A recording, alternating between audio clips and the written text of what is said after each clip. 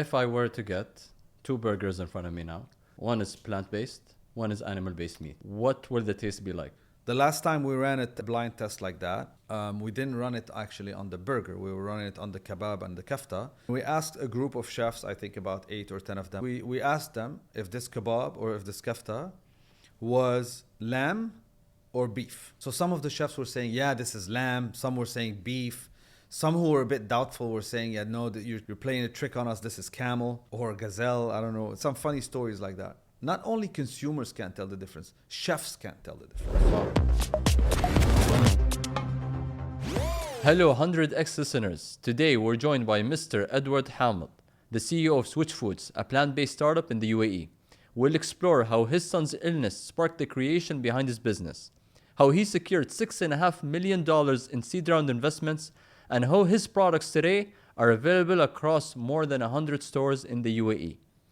Let's dive into the business dynamics of Swiss Foods, where sustainability meets profit. Mr. Edward, it's nice having you today. Thank you for having me. Thank you for coming. So today we're going to be talking about your company, Swiss Foods, which is producing plant-based meats, and it's based here in Abu Dhabi. And I want to start off, Edward, by asking you about the company. What's the founding story? Tell me about from when you got the idea, what was the inspiration behind it? Just walk me through your journey and how did you get here? Sure. So it's a long journey, actually. I've started in foods in about 2005 back in Syria, just out of commercial aspirations to build a business. As you know, as you probably are aware, 70% of Syria's GDP is based on agriculture. So we wanted as a family to see how we can add value to crops harvested in Syria, how we can tap into export markets, by producing high quality foods. So the journey started in 2005. We started by just trading local crops into the local markets and neighboring markets. Then we advanced a little bit, started tapping into the GCC and then European markets. And we quickly found out that in order to be able to get into these markets, we needed to up the game, up the quality a little bit. So we decided to go into food processing ourselves and not rely on co-packers or co-manufacturers. What we did is we started with a lentils plant. Syria is, I think, the 7th largest lentil producer globally. And then we also had a large durum wheat crop, which is a very specialty, high-quality wheat. So we went into bulgur as well, then flour milling, feed milling. Between 2005 and 2012, we built a business that had, flour milling. Was that in Syria as well? All in Syria, all in Aleppo, Syria. Yeah. And were you always, were you always starting with food, or did you have a different background? My background. So I went to school in the U.S. I had an undergrad degree in MIS. Then I did 5 years in corporate America. What's MIS? MIS is Management Information Systems. Okay. So I graduated in 2000. Did 5 years of corporate work in America. And corporate America started in telecom, then moved into energy and oil, electric, and gas. I joined a company then called Wipro out of their Paris office, where I worked for about 2 years before going back for my MBA at Boston University. So you were into things that are not even related to the food industry. So how did you even get into I was in things that were not related to food, and I had no aspirations of actually even coming back to the region or to Syria in particular. I wanted to build a life for myself in the West. As you know, many of us who leave their countries to go pursue an education abroad, adapt to the living style in the West. However, it was a serious business conversation with my father that led me to go back, made me understand a little bit the opportunity in our region, the opportunity not only to make a very decent living, but to make an impact as well. That conversation inspired you to go and start this business? Absolutely.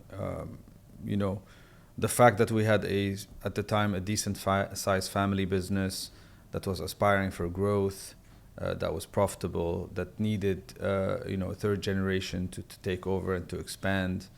Many opportunities. Syria at the time was growing rapidly. There was a lot of opportunities to invest and to grow and to make an impact. What was that conversation like? It was, put into simple terms and to make it very short for the audience, it was like, what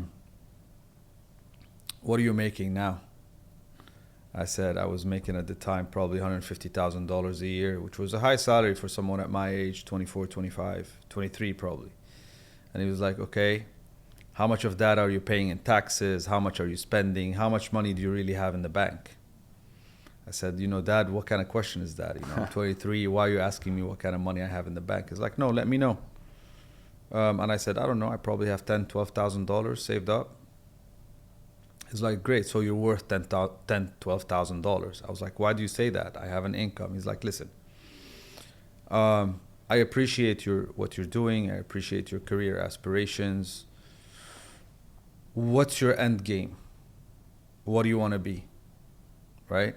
You're progressing rapidly. Yeah, you started as an analyst, then a consultant, then a senior consultant, then a principal at the time. But what's your aspiration?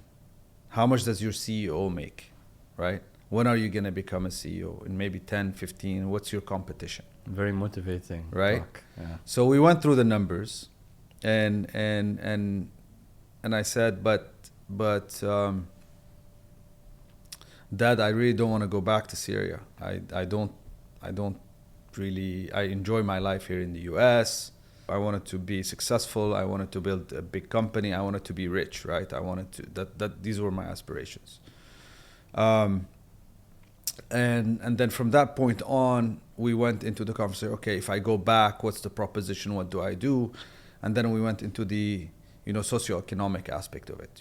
We have a decent sized family business. We have an impact. We employ people. Which is the food business? No, before the food business. My family business was in a completely different business. Okay. Which space was it in? It was more industrial on the self-adhesives manufacturing, wallpaper, floor coverings, carpets, import-export, a lot of trading. So I'm sure real estate that development. business had some sort of impact on you from what you've learned, and especially with what the conversation you had with your father.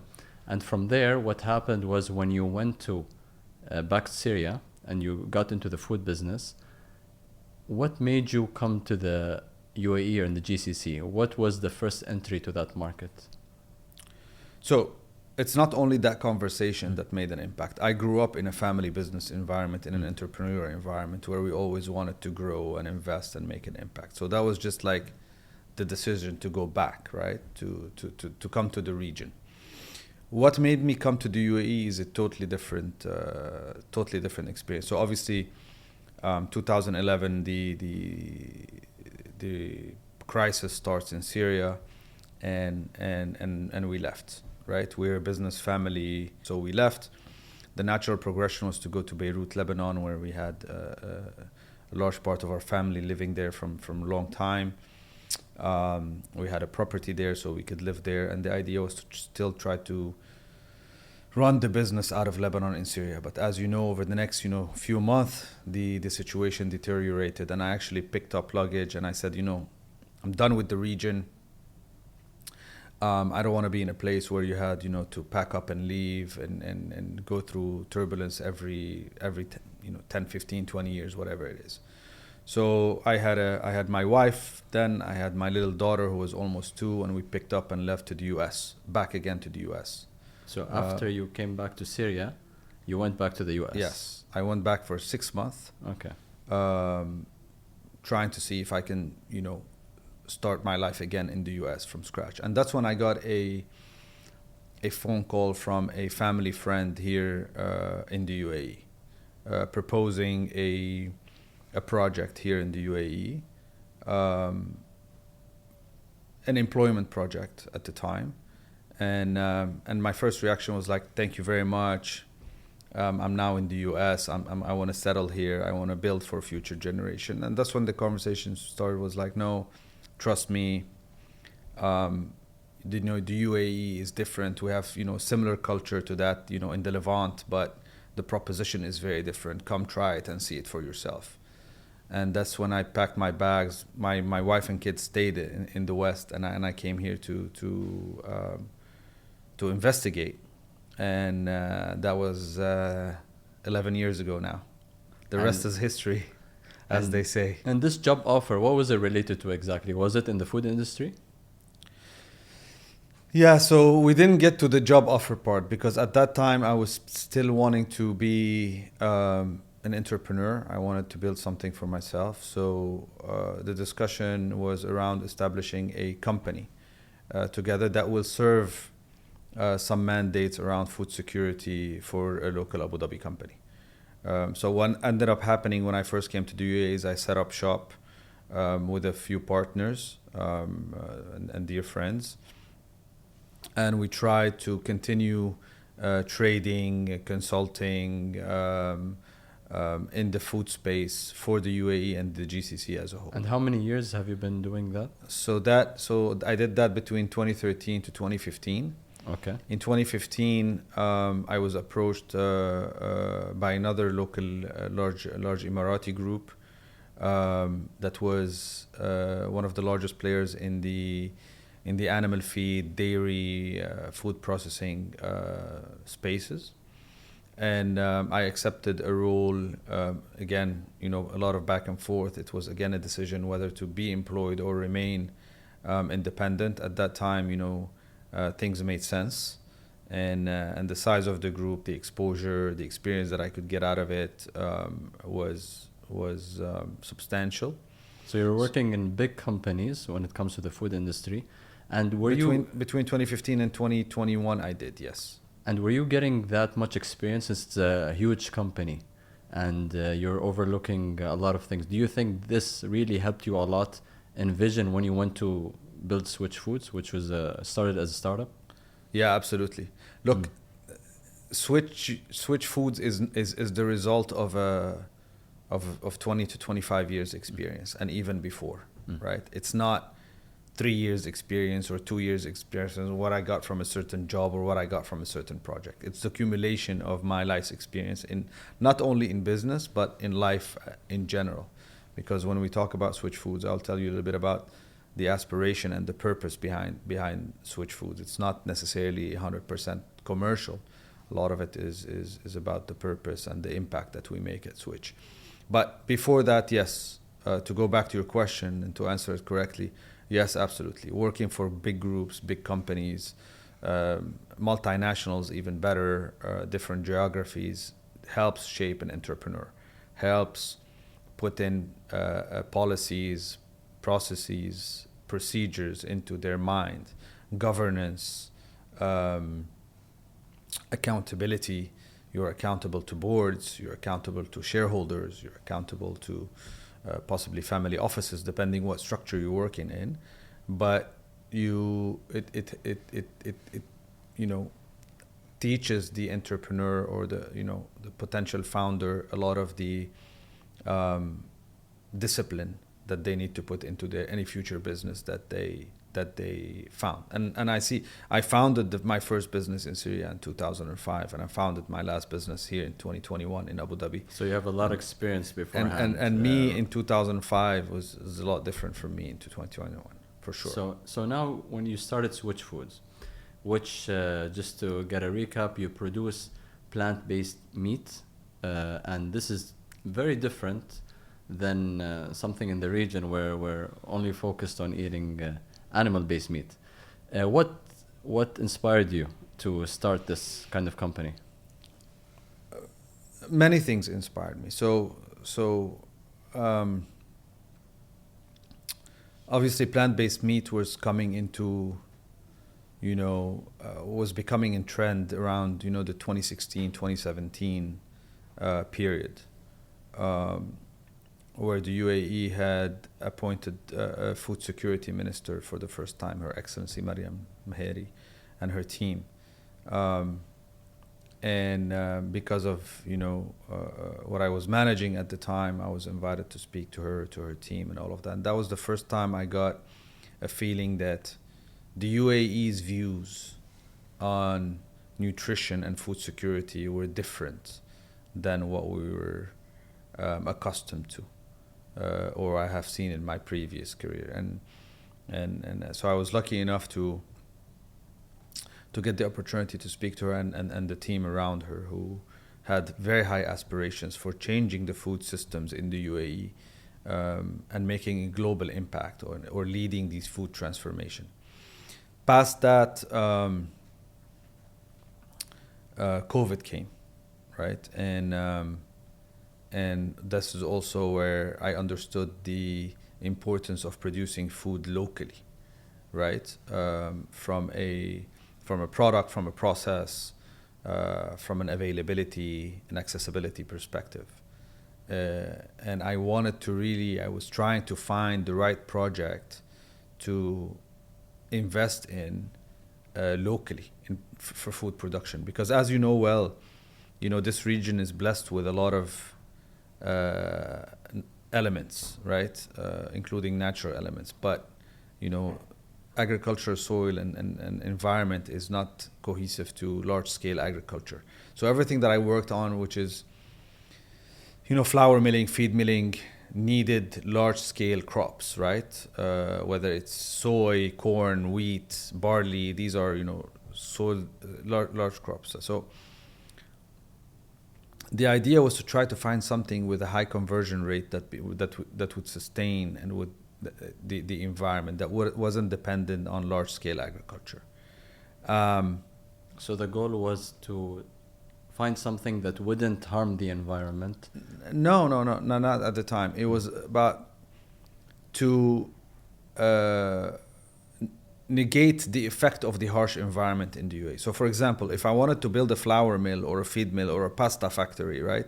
You need a lot of crops. Yes. You need a lot of wheat, which we don't have here in the UAE or in the region, right? So it didn't make sense. Or if you built it, you were also going to be dependent on imports, large volumes of imports. Now I was looking into starting something that had a high conversion rate locally, right? And that you can build a full circular system around it. So, I didn't know what it was at the time. Until during that time also, we had us as a family, we had a health experience, let's call it, with my son that, kept getting sick all the time, and we wouldn't understand what it was. And we had tried every kind of medicine in different countries with different doctors, only to find out later, through a parallel medicine doctor, that he was allergic to a certain kind of food, which is a very conventional food. So what was happening is every time he got sick, we would give him the food that he likes, which was suppressing his immune system, right? So that the kid would go from being mildly sick to being very sick, and being hospitalized. So that also shed the light to me on the importance of what we eat, us as humans. Is that, wow, things that we commonly eat, eggs, meat, dairy, bread, all of this, do we really understand the effect that they have on our bodies? We've been used to eating them because companies, governments made them mainstream, right? But do we really understand what it was?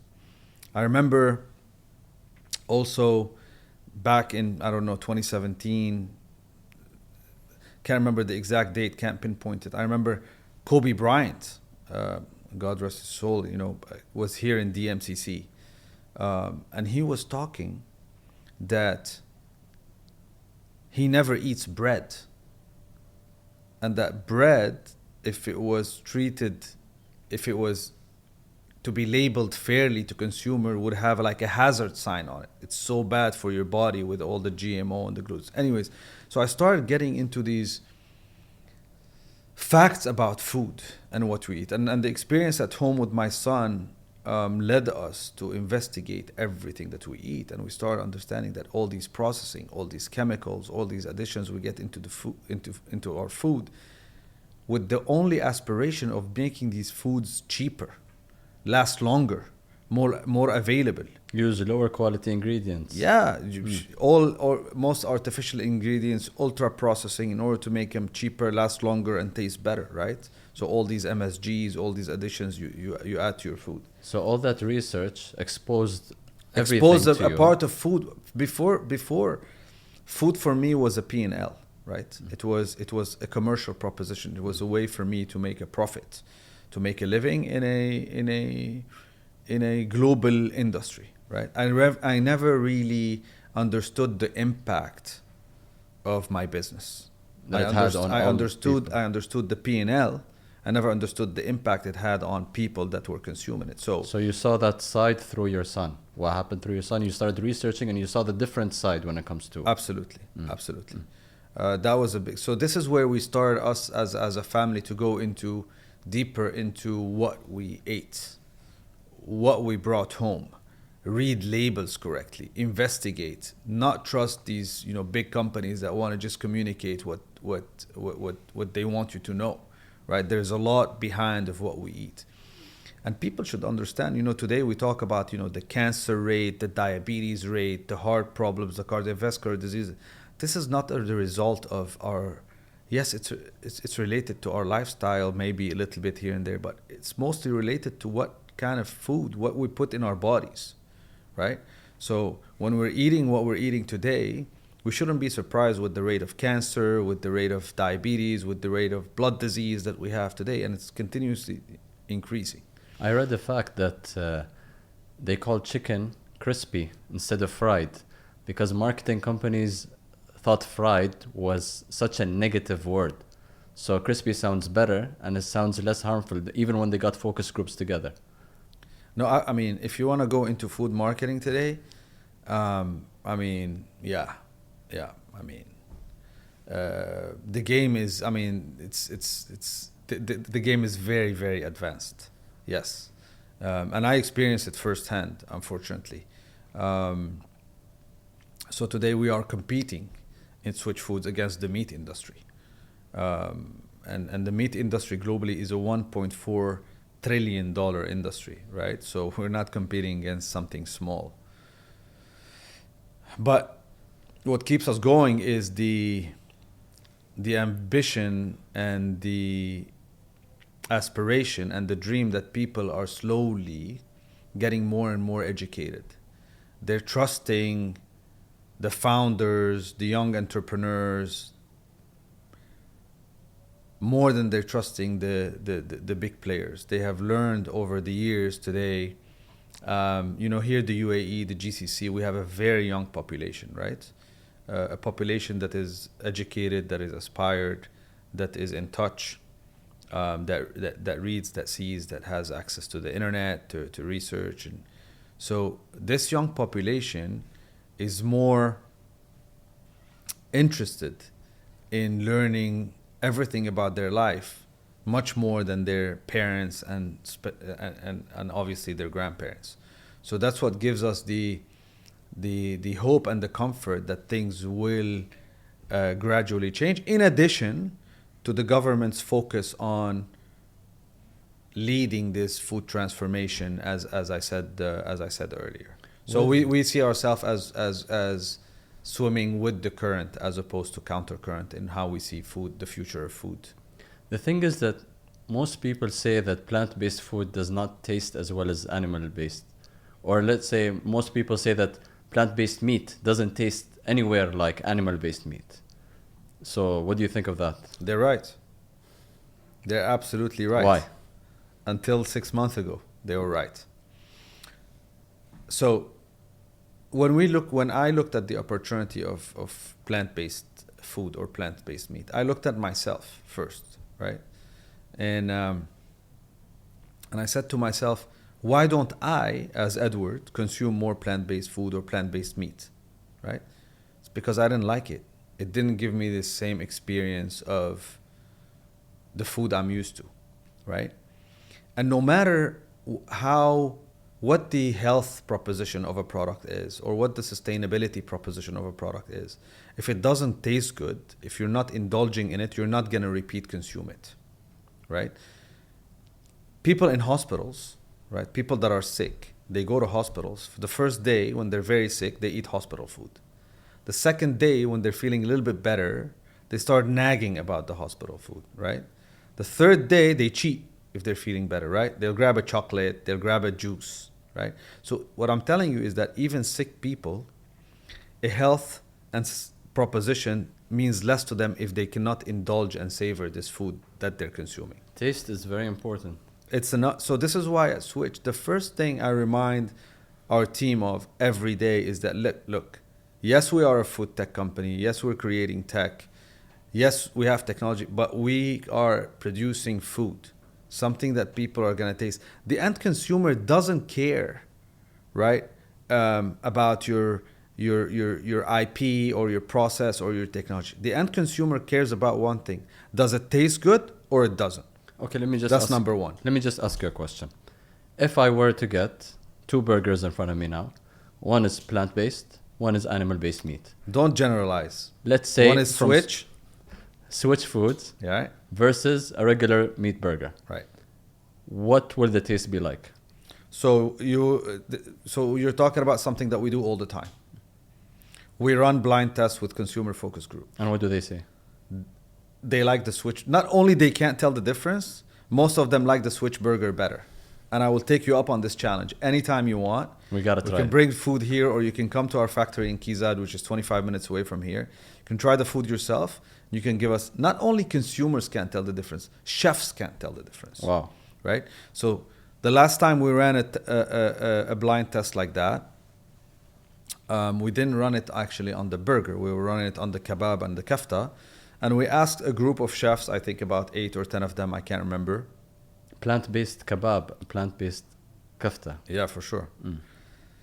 You're using products that are kind mainstream, of local in the region. Right, very local. So what we did is we asked them if this kebab or if this kafta was lamb or beef. Right? So these chefs, and remember, your first touch point is visual. You see how it looks, the shape, the color, all of that. The second is you smell it, right? The third is you cut it, right? And then you eat it. So some of the chefs were saying, yeah, this is lamb. Some were saying beef. Some who were a bit doubtful were saying, yeah, no, that you're playing a trick on us. This is camel or gazelle. I don't know. Some funny stories like that. And then we would be filming casually, right? We didn't post anything on social media. We didn't post anything on our website. We just wanted to create a whole comfort and excitement within the team. That was, pre-launch.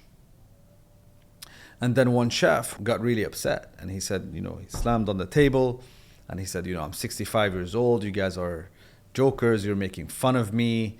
You're insulting my experience. I've been in this business 25 years. I can tell you what breed the sheep is or the lamb is, and where it grew, in what conditions. So we said, no. Our intention is not to humiliate anyone. We were just actually seeing how if chefs were going to be able to tell the difference of our product. Today our product sells in the supermarkets, most of them in the UAE, neighboring countries as well.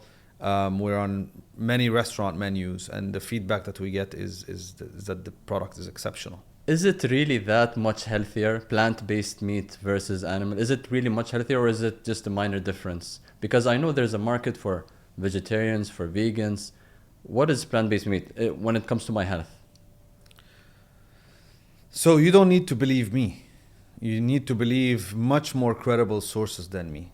Today, I think the world is supporting plant-based meat, right? Major universities, health organizations, the FAO, the Food and Agriculture Organization, the UAE government, represented by the Ministry of Environment, Climate Change. So these are much more credible sources than me. But if you ask me the question directly, of course it is much healthier, right? So today, plant-based meat is not.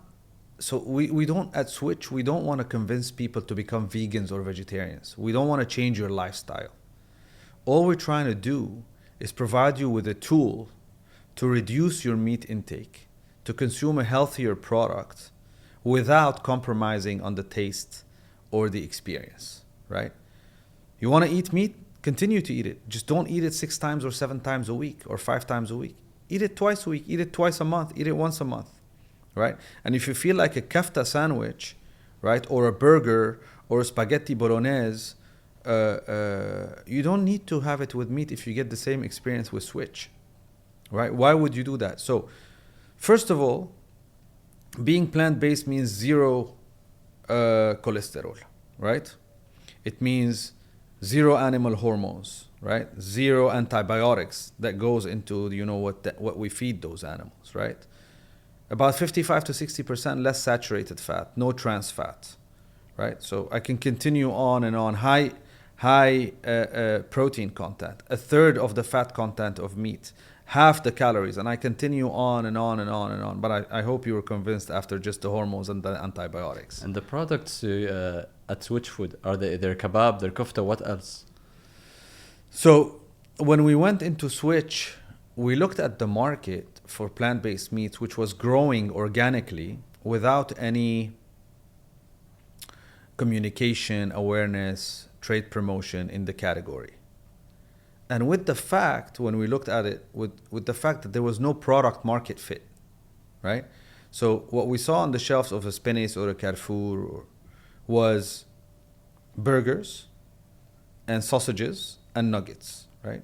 So we don't eat burgers as much as they do in the US or Europe. Sausages are not part of our culinary habit, and nuggets are viewed as kids' food, right? So, and then the price point was very, very high because these products were imported from halfway across the world in frozen containers, in reefers. So our thought was, in a region that was young and educated and prosperous and ambitious, right? What happens if you actually give them the right products that they are used to, right? At the right price. And the right price was only going to happen if you produce locally, right? And the product, we needed a period of R&D, which we spent a lot of time developing the product. So we have a kafta, a kebab, a sujouk. We have minced meat that's actually in about 50% of meat consumptions in the region. And we have the burger, because that's what people are used to in the plant-based meat category, especially Europeans and Westerners that live in this region. And looks like it was a huge thing to pull off. Did you guys have any investors in the beginning? Did you put in your own money? How did the business start? So again, it started with an idea, with the psychological support of family and friends, right? But at the end, as most founders know, you need a little bit of. You need to build your credibility before you know your credibility and your confidence level before you can raise money. Now, obviously, this is a startup that is backed by investors on the venture side.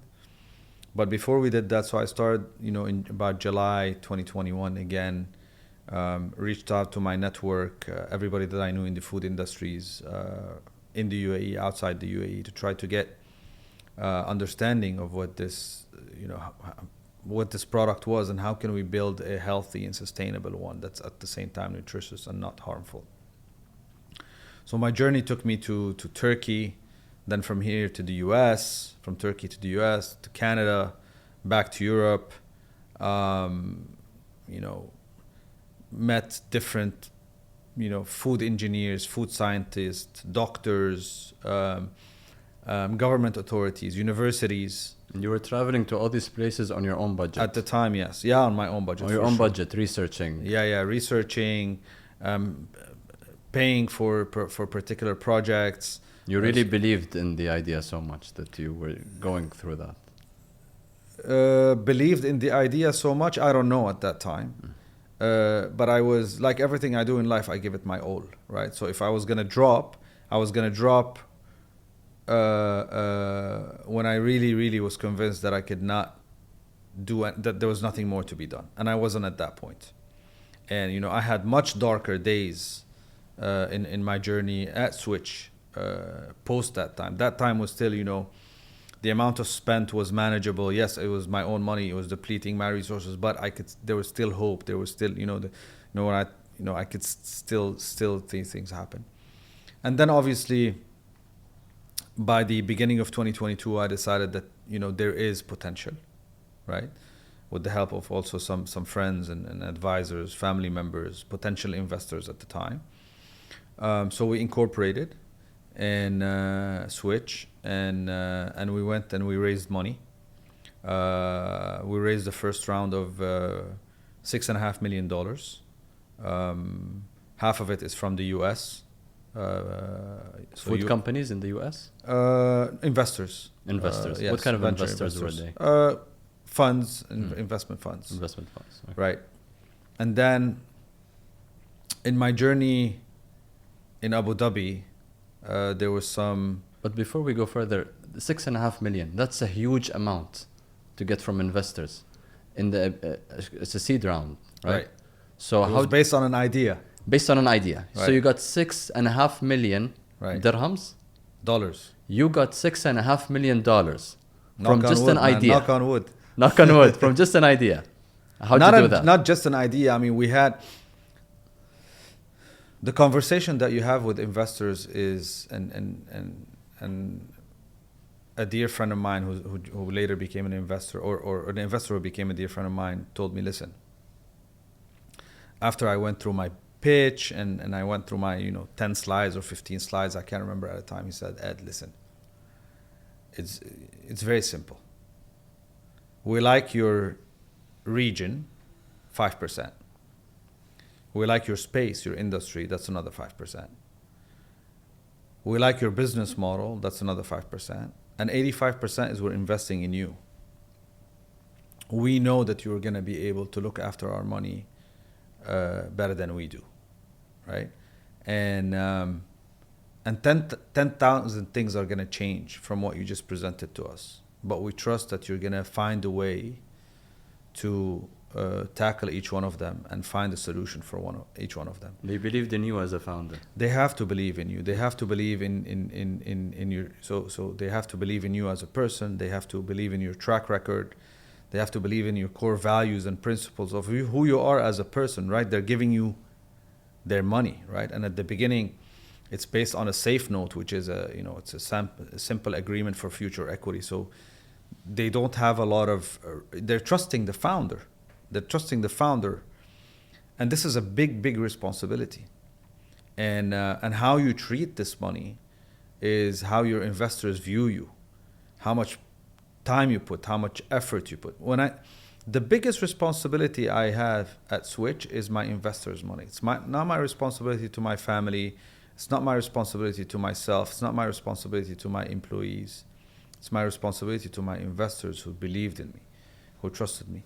And being able to raise subsequent money is even more difficult because people see what you've been able to do with their money. And did you raise more money? Yeah, we're in the process of closing another round of $7 million. That we're almost there. We have more, 80% of it committed already. So yeah, we were able to raise a second round once our investors and all the investors and new investors saw what we did in a very short period of time. And during the starting of Switch Foods, what were the partnerships that were important that you guys had? So I think I was at Switch Foods. I was so first the quality of investors that we had was of the highest level in terms of people and companies and family offices. So this is very important for a founder to have the trust of the investors and their their backing as well. So all my investors are a phone call away from me. They're ready to do whatever they can to help in this journey. They're not just financial investors. Number two, most of my investors are also strategic, right? So I have investors from Abu Dhabi that have been in the food and agricultural space in Abu Dhabi for all their lives, for the last 20-25. So they know the in and out of it. They understand the space, they understand the industry, they understand the challenges and as well as the opportunities. So that they're just not financial investors, and they are with me on this journey. So they come, they visit, they live in Abu Dhabi, they understand the landscape, they understand the regulation, all of that. As well as there were two very important partnerships that or strategic investments that I got into Switch. One is our partnership with our distributor, right? Because we needed a route to market, and at the beginning we were debating whether that's going to be direct to market, so Switch was going to distribute its product on its own, or we were going to go through a distributor. And this decision is very difficult as well, because when you go with a distributor, you're basically putting your destiny in their hands, because if they do a bad job, if they don't distribute your product, you're basically fried, right? You can't do anything. And it takes away of your time and your effort and your energy, slows down the momentum, basically. So with our current distributor, I found like-minded people that were easy to talk to, that were driving their business with a purpose as well. So they wanted to be in this segment, in our segment. They wanted to be in the health, nutrition, sustainability segment. They wanted to lead in it, not only be in it. And they were willing to back Switch. So that gave us confidence in our, go-to-market strategy. The second is, we were talking earlier before the show, on the branding and marketing side, right? It's because a lot of what we do is we need to create awareness, communication, marketing. So I also was blessed enough to find a partner in the branding and marketing company that we work with, that took a risk on Switch, and that decided to invest in Switch, right? And we created this, brotherhood, common understanding, and they're basically a leading regional marketing communication agency that, acted as our extended marketing and communication arm at Switch. So we didn't need to hire people, CMOs, and onboard them and see whether they work out or not, trust them or not. So they have equity in the company. Absolutely. Okay. Absolutely. It's smart having a marketing company with right. So and in most markets that we go to today, we have sort of a more than just a transactional agreement with the companies that represent us. They all have a stake one way or another with Switch. They're bought in. Yeah, they bought in. They believe in the journey of Switch. And how were you pricing the different food products you have? So you work with a lot of businesses where you distribute your products, but how'd you come up with the pricing strategy? So our ultimate objective is for the product to be at price parity with meat. But when I say meat, it's good quality meat, right? Because a lot of the meat you see, unfortunately, today on supermarket shelves, especially in the frozen section or even sometimes in the fresh, is very, very low quality meat. It's actually meat.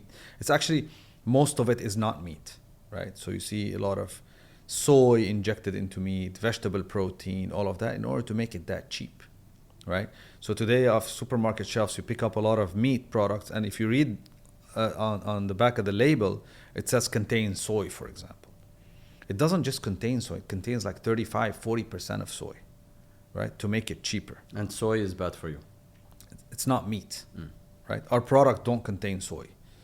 We're soy-free, we're allergen-free. It's an allergen. It's one of the 11 global allergens, if you want to call them. So you were comparing your product to high good quality meat. Yeah, good quality. Not quality organic that you pay, 120 dirhams a kilo on supermarket shelves. Good quality Angus beef that sells around 55 to 60 dirhams. Okay, so right, this is the price point. This is our price point today. So we're not even asking you to pay more for a premium product that is healthier, more nutritious. We're giving it to you at the price of meat, good quality meat again, right? And we believe that in the next few years, today what makes the price of meat of where it is today is all these subsidies that go into the value chain of meat, starting from the seed of the crops. Because remember, 80% of the crops grown globally go to feed animals. They don't go to feed people. right? So when we are subsidizing the seeds, you're subsidizing the animal. Then you subsidize the farmers, then the water, the electricity, the farms, the slaughterhouses. So today, if you remove subsidies off the value chain of meat, meat price will double, triple, quadruple. I don't know what it will become, right? So we believe that sooner or later, these subsidies will reduce, and actually we will become cheaper than meat, right? But we see already, I mean, in the West, right, where price of meat is a lot cheaper than what is here, we see people paying twice, 3 times as much for healthier, more sustainable products. Because what would you pay for your health, right? Right? Everybody talks about the sustainability bill, the savory part of our business. Nobody talks about the health bill. Look at the number of hospitals that are being built here. Look at the number of patients. It's all, every time you go to a doctor, the first thing they do is run a blood test, right? And they look at your cholesterol, they look at your triglycerides, they look at your vitamins. But is that the customer segment you're targeting, the people who really care about their health, or is just a regular person who eats meat but wants to try plant-based meat as well? We're targeting normal people who have a little bit of, you don't need to, no, we're not targeting the people who are focused on their health, but the people who are just aware, right? Whether it's on their health, whether it's on sustainability, whether it's on animal cruelty, whether on the importance of producing, of procuring locally produced products, right? But that's a challenge, because right now you're talking about people who are aware, and I'm sure at Switch Foods you have a plan for that. How Right. do you get people enlightened to know more about the type of meat they're eating, or what's the marketing strategy you guys are using in order to educate people on that? Yeah, so this is all we do all day, every day, is trying to, so you start by what we call the partners that will move the needle on consumption, right? So who are these partners? Large hotel groups, right? Who serve this food in their in-room dining, on their restaurants, in their F&B outlets, in their cafes, right?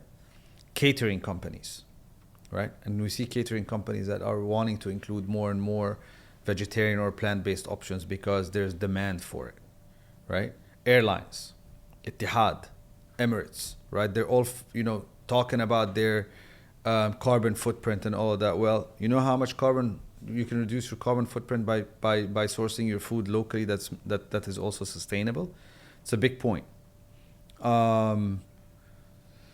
School cafeterias. Today, if you look at what food was in school canteens 5-6 years ago and where it is today, it's much, much better. Before you used to have all these chocolates, these cookies, those junk food. Today it's a bit better, but it's still not what it's supposed to be. It's still not perfect. Right now. So today we see, schools having vegan Mondays, right? Or meatless Wednesdays or something like that. The problem is that these schools outsource their canteens to caterers. So you need those caterers, and those caterers are looking most of the time to make a profit. So you need to convince them that they will make a bigger profit long term once they differentiate themselves and offer a healthy alternative to their clients. Were you able to convince them? Some of them. How'd you do that? First, by bringing them over and having them taste the food. Right? The taste is once they taste the food, they'll believe in the product. Because unfortunately, and that's when I say unfortunately, vegan food is associated to bad food, right? Today, if you go to Europe, Germany, Holland, France, you see 4 or 5 aisles of vegan food. And I've tried all of them. And 95% of them is unedible. It doesn't taste good. It tastes bad. It doesn't taste good. So yes, it's good for the environment. Yes, it's good for the health, but it doesn't taste good, right? And the experience is not good. So what's the secret to getting Switch Foods? The obsession and the patience and the paranoia and the persistence in continuing to developing the formula. I mean, that's what I told you. It's a combination between science and culinary. So today, I look at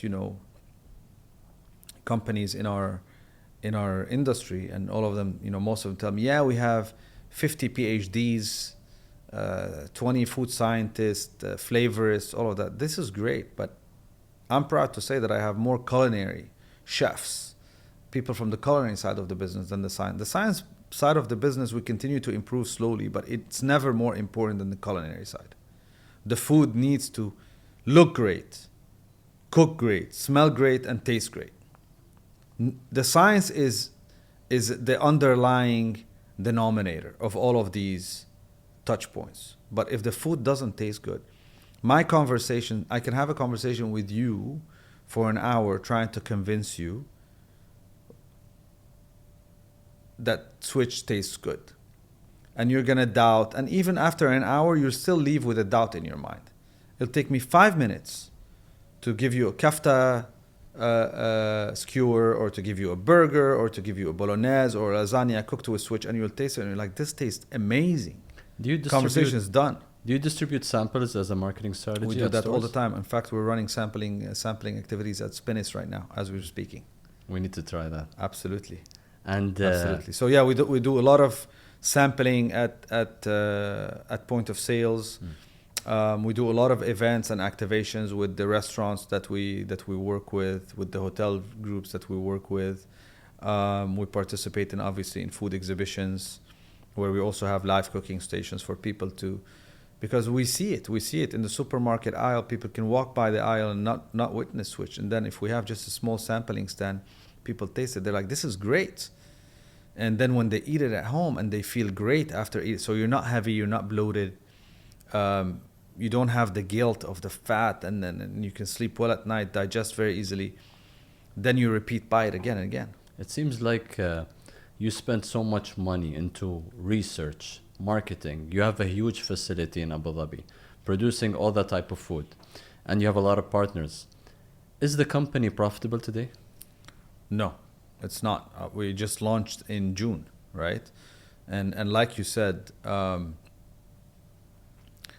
and the investors don't want you to be profitable today, because if you're profitable, it means you're not growing, right? Right now, we spend all our efforts on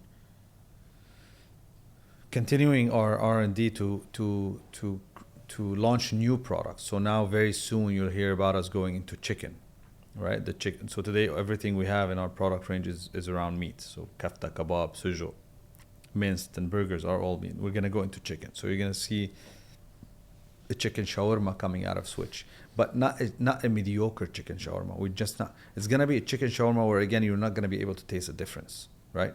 On a blind test, you're not going to be able to taste the difference.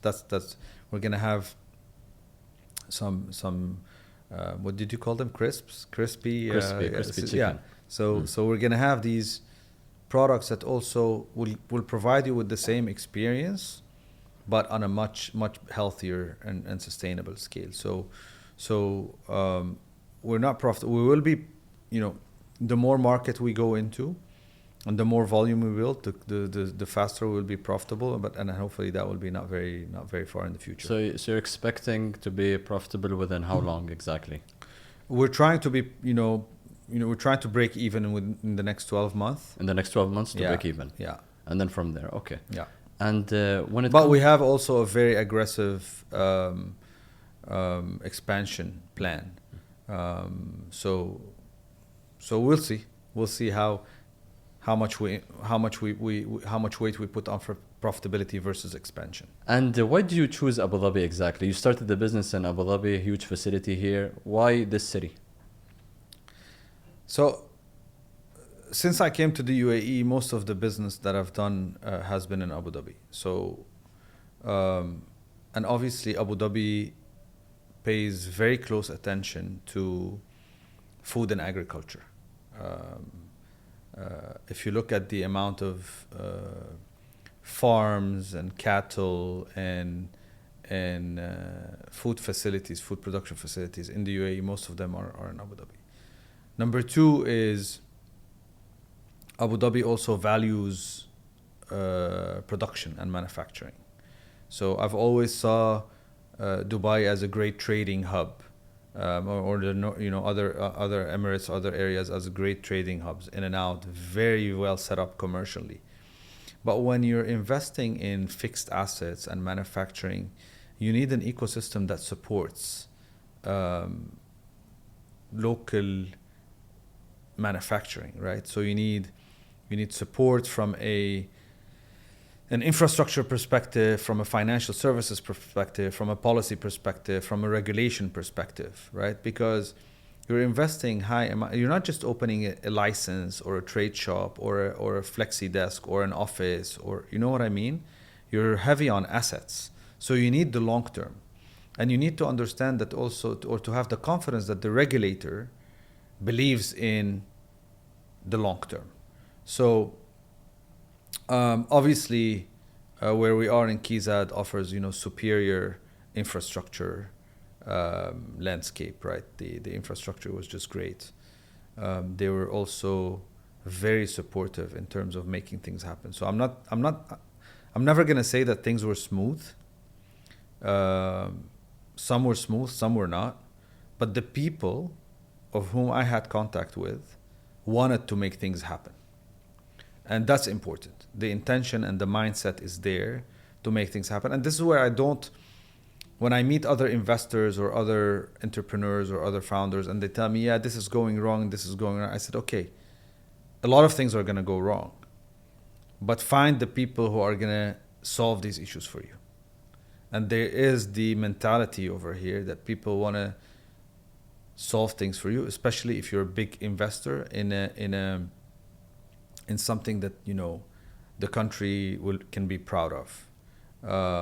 So yeah, I think they value industry and manufacturing at a different level, and they're working every day on making the investors' experience better. And what do you think is your advice for any entrepreneur who wants to start his journey? Maybe from the lessons you've learned throughout these years. I don't know. It's a long list, and it depends on the investor or the founder. My advice is first of all, you have to be very, very mentally strong, right? Founding a business, leading it, funding it, recruiting the right people for it, coming up with the right product, especially in a space like ours where it's all innovation, takes a lot of mental strength. You have a lot of dark days. You have a lot of times where you want to give up and you're tired and things are not going right. So you have to have the ability to persevere, right? Make sure that you surround yourself with great quality backers, whether it's investors, whether it's regulators, whether it's partners, and at Switch today, the people that went on the journey with me, that started early with me, these are no longer they own equity in Switch, but they're also family. I see them more than I see my own family. So and we got into so many arguments, so many discussions, a lot of hard discussions, but once you're past these bridges, it's no longer an employer, or it's no longer a founder or a CEO, and it's much more than that.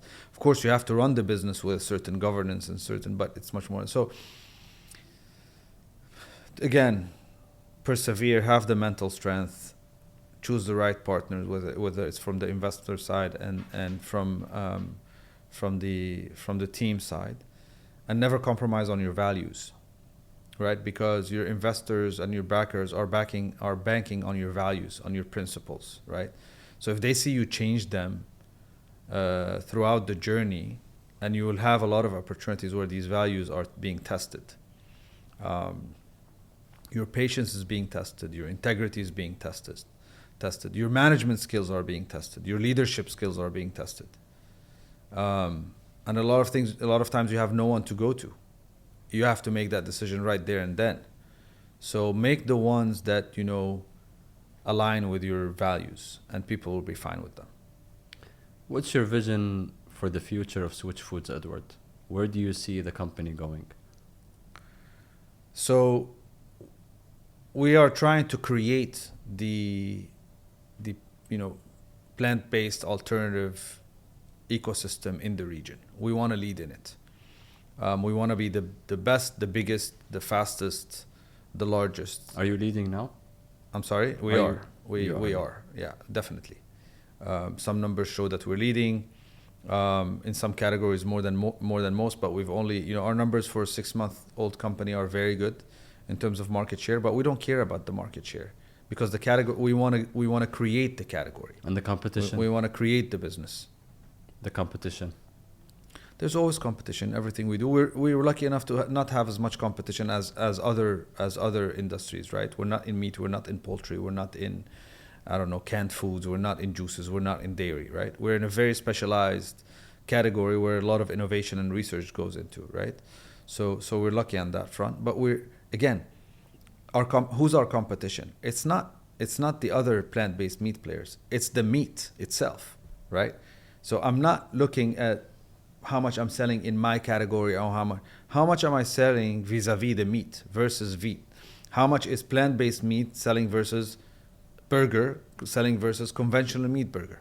This is, once I start penetrating that category and converting customers from conventional meat to plant-based meat, that's when I can be happy with what we're doing at Switch. Once you're leading in the region, any plans to expand globally? Yes, so we obviously have currently demands, and we're considering sending products to the US, we're Australia and New Zealand, Holland as well. So we're having strong discussions. Malaysia. These are countries that we are in advanced talks about. But in order to make, because we have core values that we don't compromise on, which is, as I said, health and nutrition, taste and sustainability.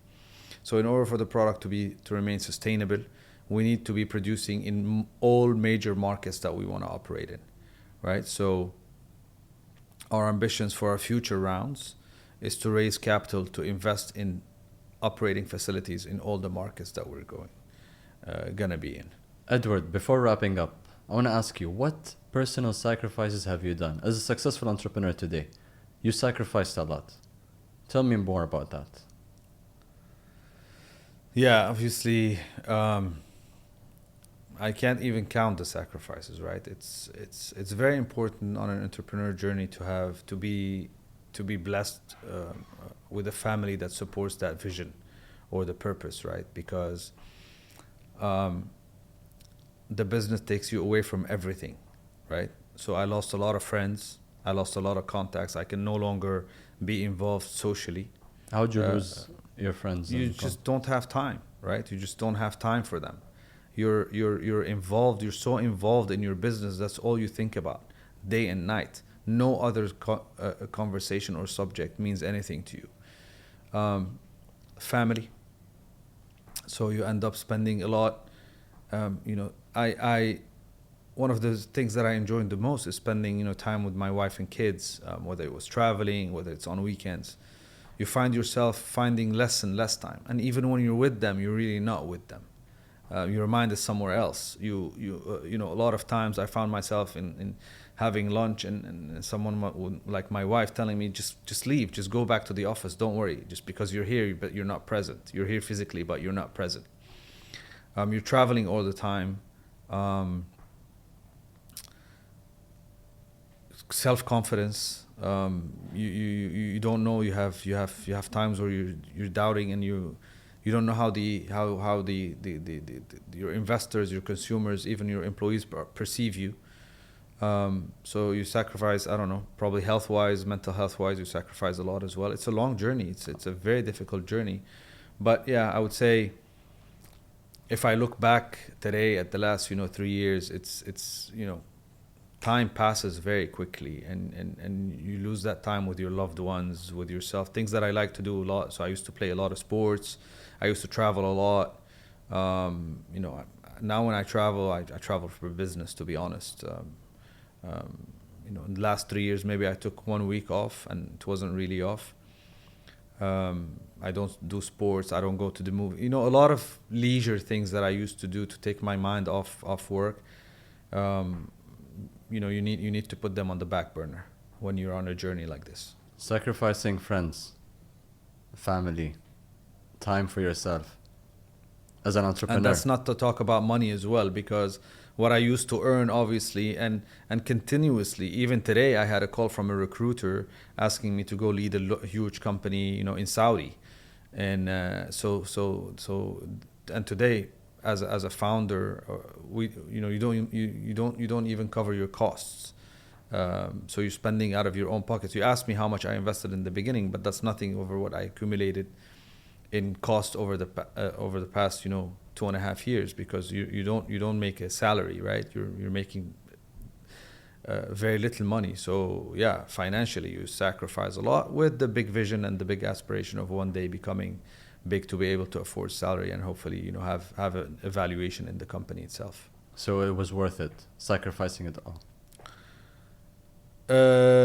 No doubt, because if you have this doubt, I will accept that job tomorrow. You know what I mean? You can't have these doubts. The dream is so much bigger. At Switch, there's a big purpose behind the company. It's not just a commercial endeavor. It's you're touching people's lives. You're touching their health. You're touching one of the most important subjects in today's world, which is climate change and sustainability. And we know that beef and the meat industry is the second largest emitter globally, after oil and gas will be second soon. So imagine our food systems will be the most destructive industry globally in a couple of years. It's crazy when you think about it. So it's worth the sacrifices for now. I don't know what my wife and kids will say, but I'm sure they will agree, because they're part of this journey with me as well. Great answer. Thank you, Edward, for being here. Thank you, sir. Thank you for watching us. Feel free to share your feedback and connect on our platforms. If you know someone with an inspiring story, email us at 100x.abudhabi@gmail.com. Stay tuned for more uplifting business tales.